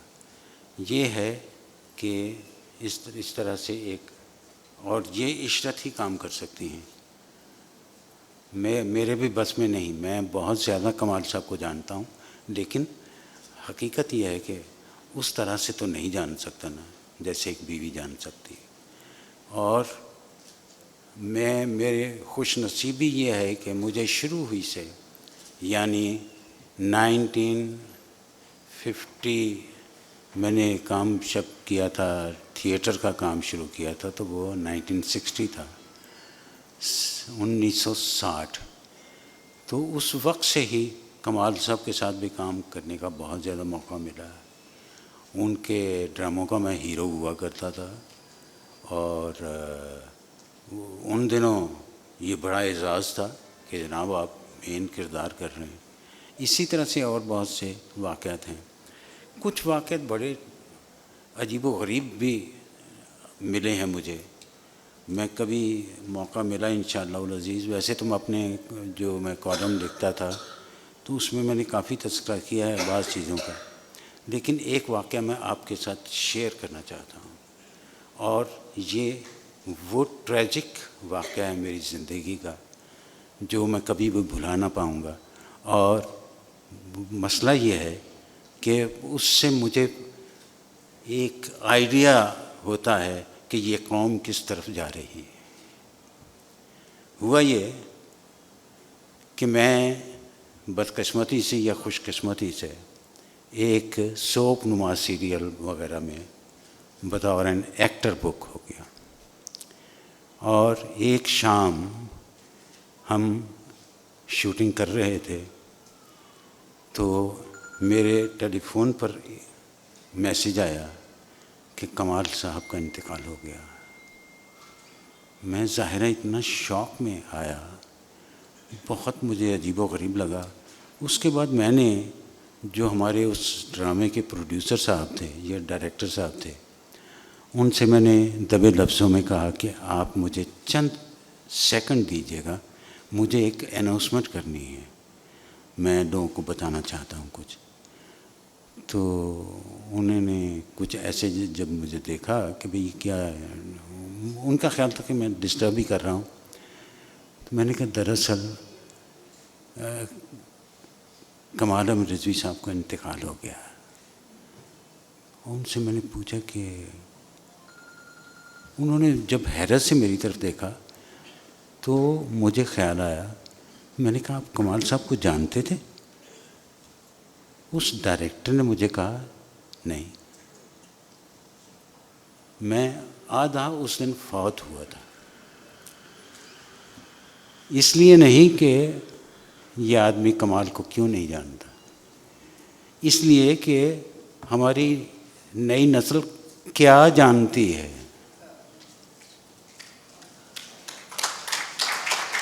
मैं हकीकत ये है, मैं बहुत से मौक़ों पे रकीक होता हूँ, और उनमें से एक मौका वो था, ये जो ज़िक्र कर रही थी डॉक्टर हुमा मीर, उस सीन का तोते के साथ, मैं उस पर भी रकीक होता था, बहुत होता था। और जब ये स्टेज पे हुआ था ड्रामा, उस वक्त भी वो इतना मौसर ड्रामा था कि मैं हैरान हूँ कि या अल्लाह वो कहाँ गया, वो सारा माहौल, वो सब कहाँ गया। अब सच्ची बात है, हकीकत ये है, इस माहौल में ज़िंदा रहने को जी नहीं चाहता।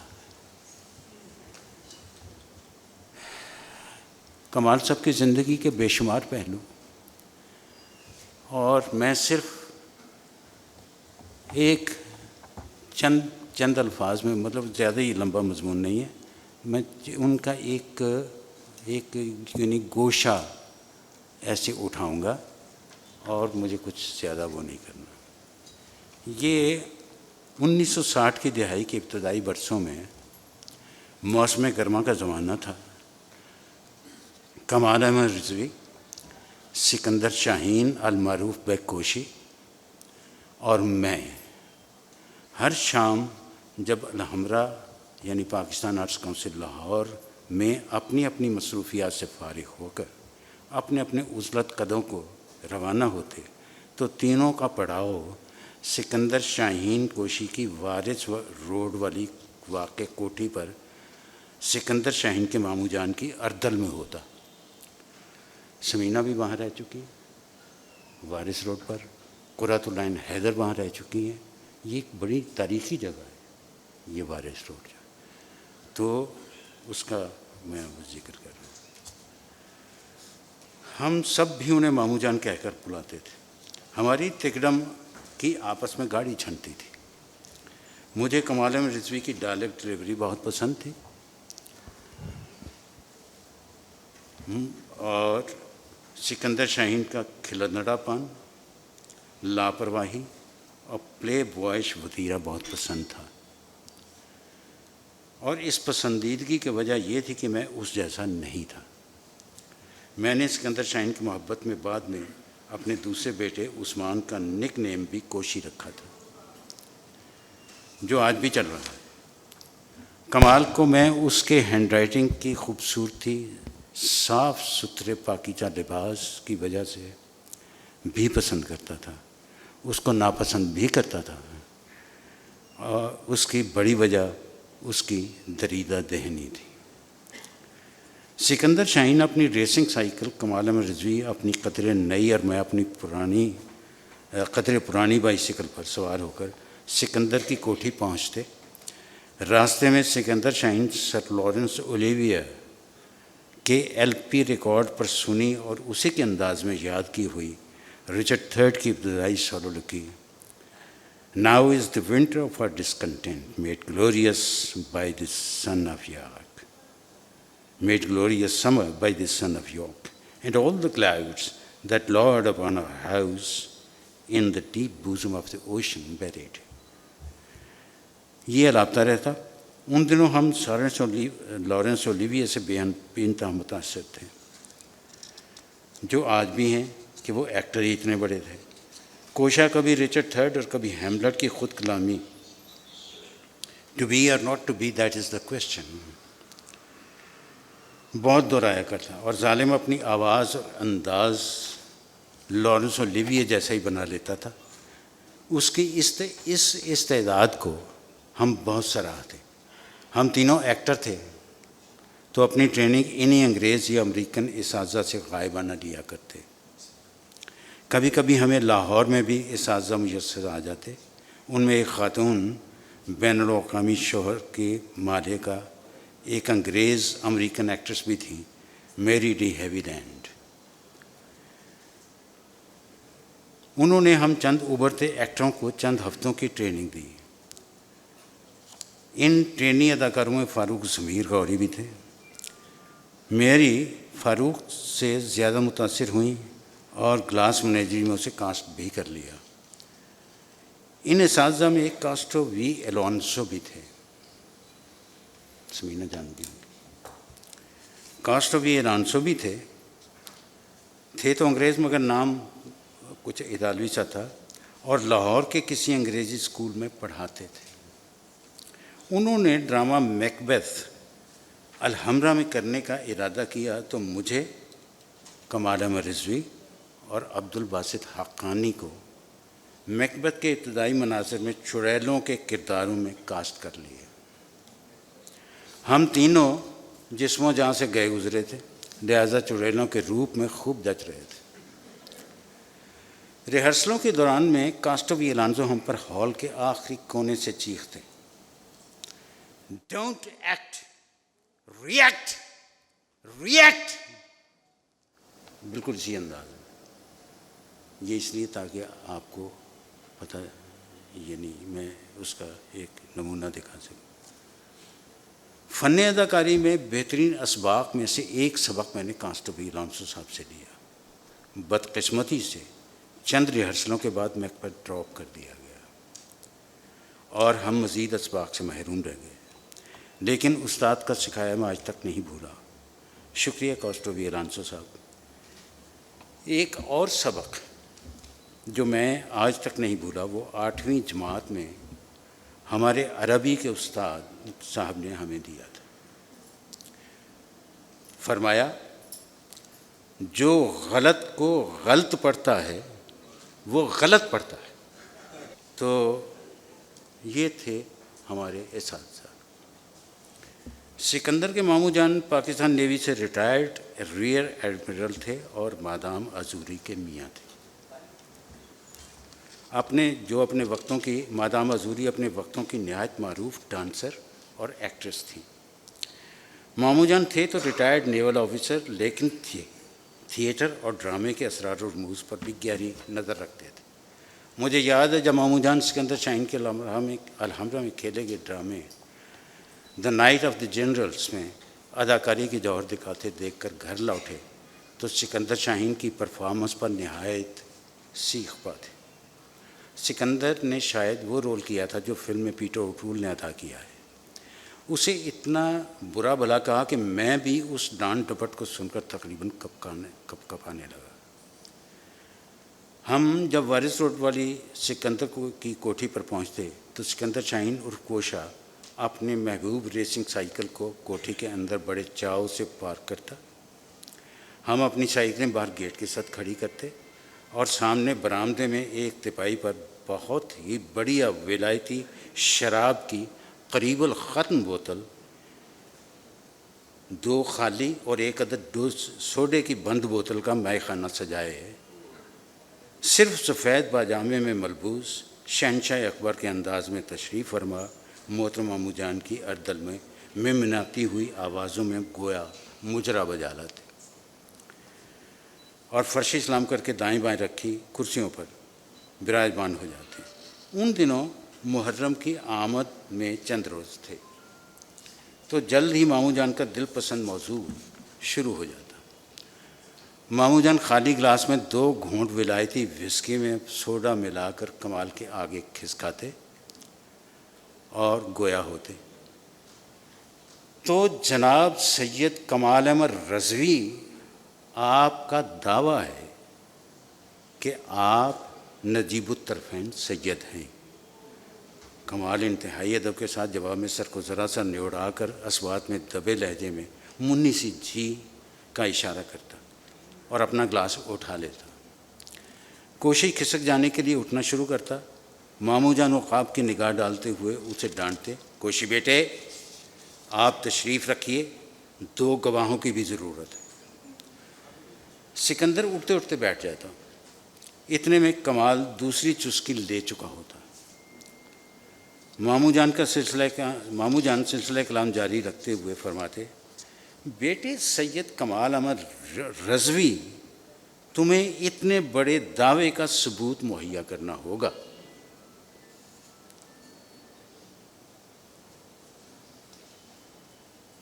कमाल कपकपा उठता, मगर विलायती शराब का दूसरा छोटा कमाल को पेश आने वाली दावत मुबारज़त के लिए तैयार कर चुका होता। मामू जान के चेहरे पर एक फातिहाना मुस्कुराहट खेलने लगती।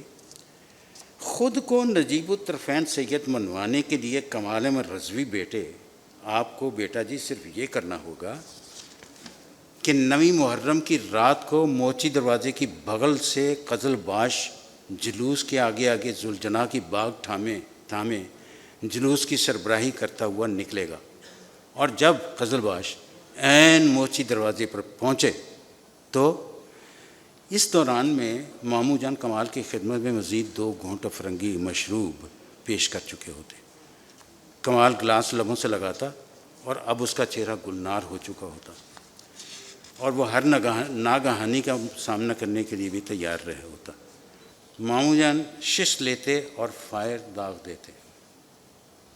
तो बेटे रज़वी, ऐन उस लम्हे तुमने एक मुजाहिद की तरह आगे बढ़ना है और अपने दाएं हाथ से कज़लबाश के बाएं रुखसार पर अपनी पूरी ताकत के साथ एक ज़ोरदार थप्पड़ रसीद कर देना है। डरना नहीं, हम तुम्हारे साथ होंगे।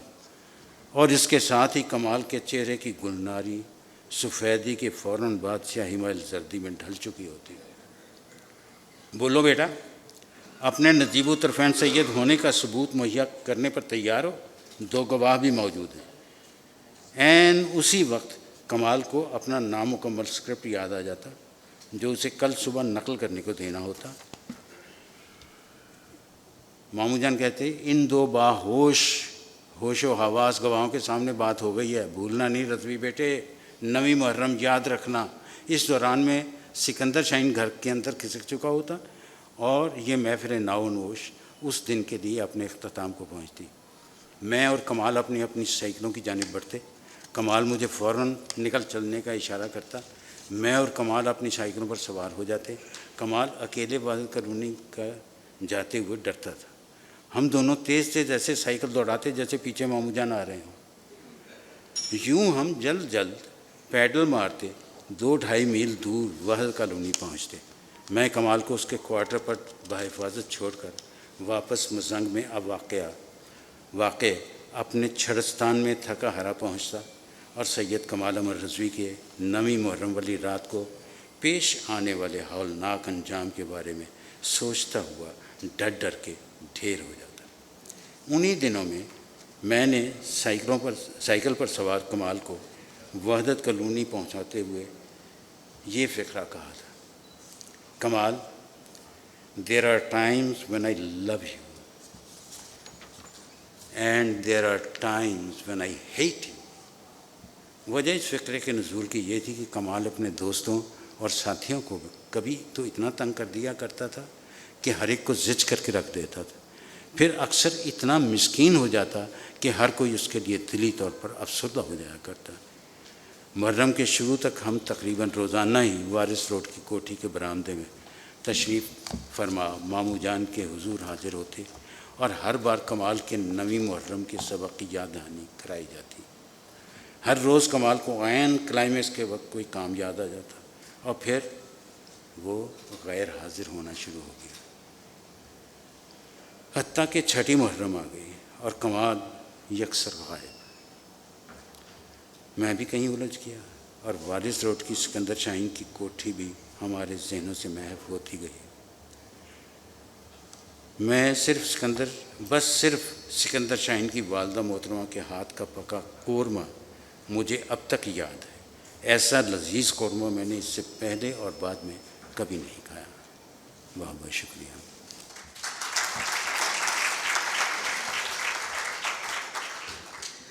शुक्रिया बख्तियार साहब। इससे कबल कि मैं किताब के मुसन्निफ़ा या आप सबके फेवरेट शहज़ाद को माइक पे बुलाऊं, एक पोर्ट्रेट है जो मसूद अख्तर साहब ने बहुत ही अक़ीदत से कमाल अहमद रिज़वी साहब के लिए बनाया है। मैं गुजारिश करूंगी कि वो इशरत जहाँ रिज़वी साहिबा को पेश फरमाएं और बुक्स भी ले आएँ ताकि किताब की रूनमाई हो जाए।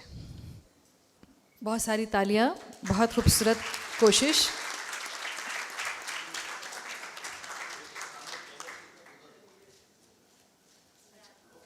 शुक्रिया। अब मोहतरमा इशरत साहिब आप यहाँ तशरीफ़ लाएँ ताकि किताब की रूनमाई हो सके। हमारे मुल्क का एक ऐसा सितारा, एक ऐसा रोशन दरख्शां सितारा कि जिन्होंने अपने गायकी से तो आपके दिलों में जगह बनाई ही, लेकिन इनका जो सोशल वर्क है, जो इनके समाजी काम है, वो इतना शानदार है कि इन्हें हुकूमत पाकिस्तान की जानिब से बहुत सारे एज़ाज़ात से नवाजा गया है। ख़िदमात आम्मा के शोबे में इनकी खिदमात यकीनन नाकाबिल फ़रामोश हैं और ज़िंदगी ट्रस्ट, जैसे कि आप सबको पता है कि ये इसके फाउंडर चेयरपर्सन हैं और ज़िंदगी ट्रस्ट के हवाले से बहुत काम करते हैं बच्चों के एजुकेशन के लिए और हमारे मुल्क के तरक्की के लिए। बहुत he is really doing very well. तो मैं गुजारिश करूँगी शहज़ाद रॉय से कि तशरीफ़ लाएँ, आपकी बहुत सारी तालियों में और इजहार ख़याल करें। Thank you Uma. अस्सलाम वालेकुम आप सबको। मैं बहुत मुबारकबाद देना चाहूँगा इशरत साहिबा को कि काफ़ी अरसे से मैं देख रहा था आप इस पर काम कर रही थी। मेरी कभी मुलाकात नहीं हुई कमाल साहब से, बट हम एक प्रोजेक्ट पे काम कर रहे थे अलिफ नून, और मुझे ये बहुत ज़रूरत महसूस हुई कि मैं जाकर उनकी फ़ैमिली से मिलूँ। और फिर मेरी काफ़ी अर्सा पहले इशरत साहिबा से मुलाकात हुई और मुझे वहाँ पर उन्होंने एक और किताब भी बताई जो शायद बहुत सारे लोगों के पास नहीं होगी। वो सारी किताबें ले ली मैंने, तो वो मेरे पास हैं अभी, और आई माइट प्रिंट मोर। सो तो बहुत कुछ सुनने को मिला इनसे जितनी मेरी मुलाकात हुई, और अब ऑब्वियसली इस किताब के अंदर। और मैं, क्योंकि मेरा अपना म्यूज़िक बड़ा सटायर होता है, उसमें मैं कोशिश करता हूँ कि हम जिस मुल्क के अंदर मसले मसाइल हैं उसको बहुत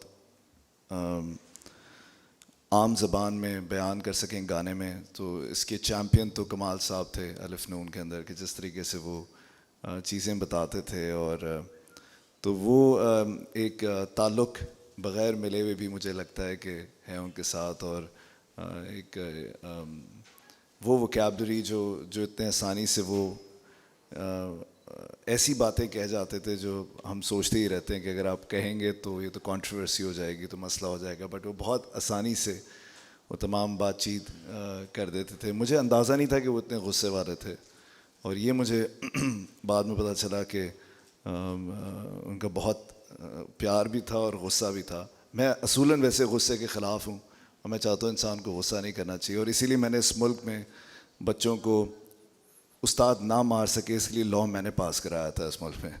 तो वैसे ही लेकिन कभी कभी गुस्सा जो है ना, उससे भी प्यार हो जाता है आपको।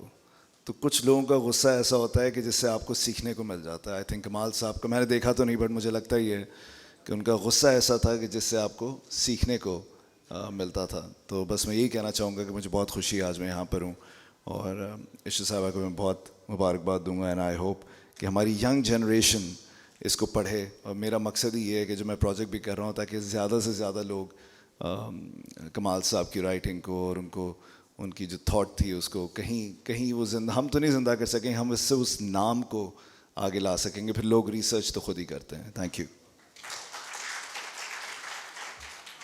Thank you Shahzad. मुझे खुशी है कि म्यूज़िक में तो आप इतना अच्छा काम कर रहे हैं, बट सोशल वर्क भी आपका शानदार है।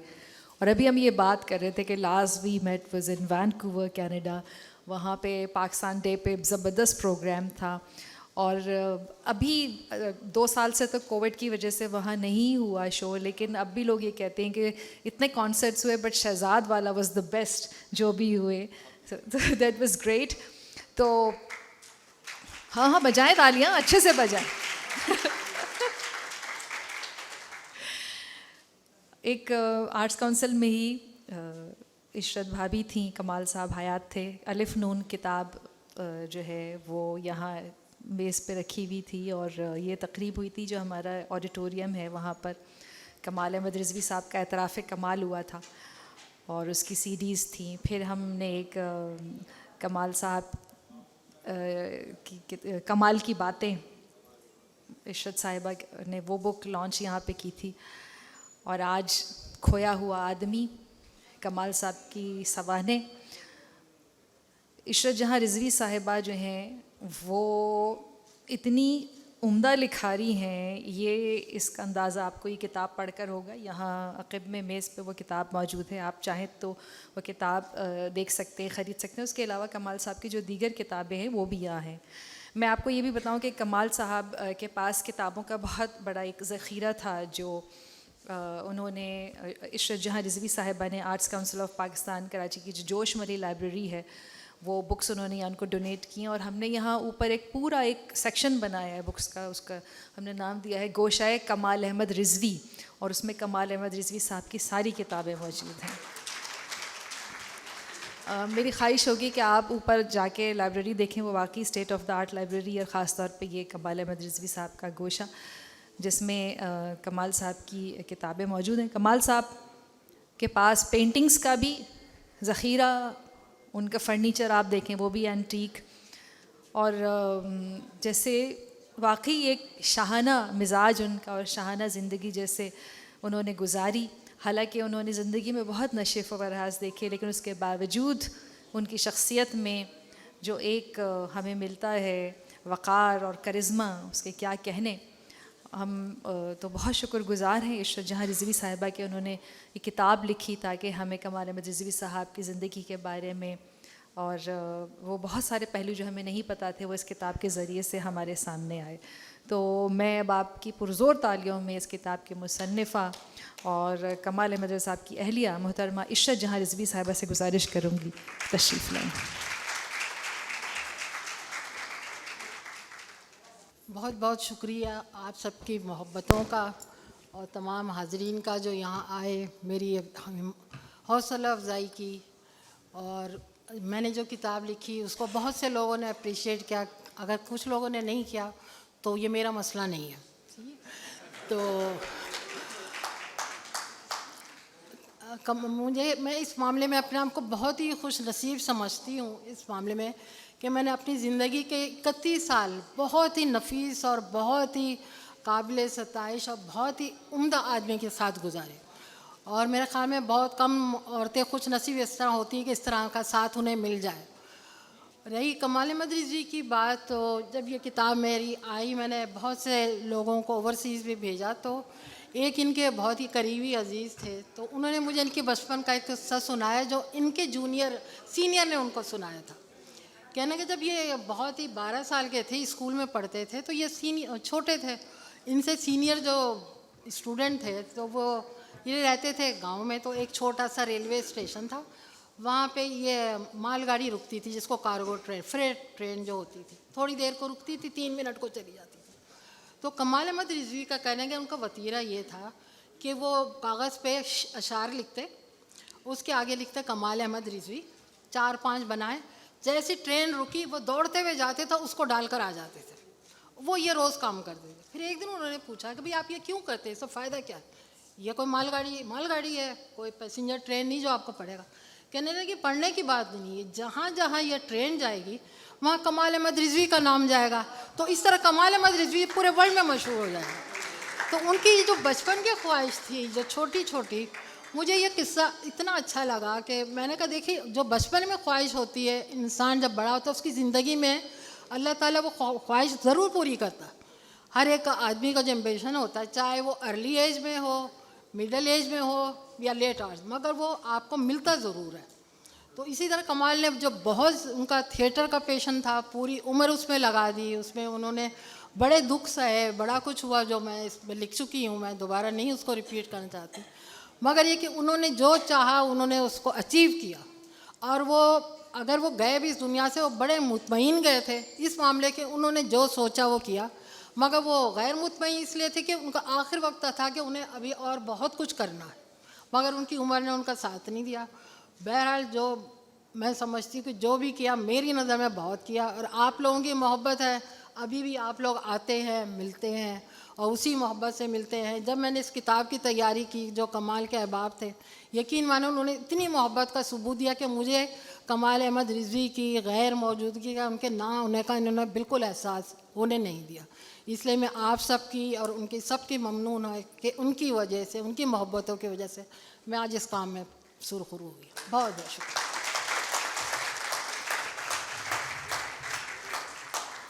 बहुत बहुत शुक्रिया मोहतरमा इशा जहां रिजवी साहिबा। मैं arts council of Pakistan Karachi की जानिब से आप तमाम लोगों की आमद का शुक्रिया अदा करती हूँ और अपने मुअज़्ज़ज़ मेहमानान गिरामी का कि आप तशरीफ़ लाए और इस कदर खूबसूरत शाम को अपनी गुफ्तगू से सजाया। सलामत रहिए। पाकिस्तान जिंदाबाद।